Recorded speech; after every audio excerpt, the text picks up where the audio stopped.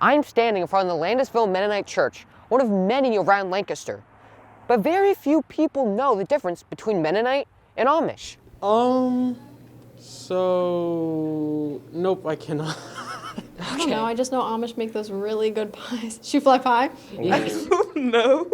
So the difference between the Mennonites and the Amish then became the variation between how they maintained their subculture after persecution became a bit less. When that slowed down, our young man by the name of Jacob Ammon had been an ordained Mennonite bishop, and he felt that in order to be faithful to the separated lifestyle that had come to define Mennonites, stricter rules needed to be kept. So he made a bigger deal out of wearing an untrimmed beard.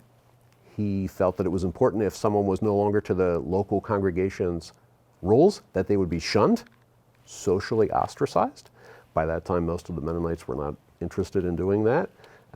And so he split off. His people were called the Amish or Amish. So the Amish came from the Mennonites. They wanted to be more conservative, and so it's a little bit easier to generalize what it is to be Amish, but Mennonite, there's a huge variation. By the time that Mennonites and Amish came to America, they were already two different fellowships, two different churches.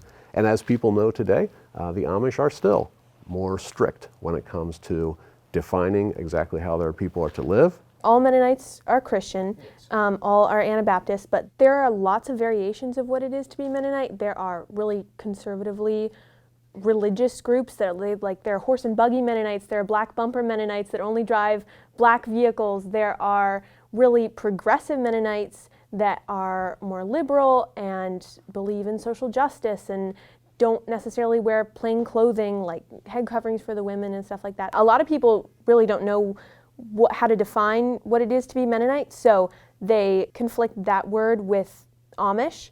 And so Amish, Mennonite, people aren't really sure of the difference, and it's just conservative people women wear head coverings and dresses, and they drive horse and buggies and things like that. There are many ways to experience the Amish and Mennonite community. One of them is going to the local markets around Lancaster.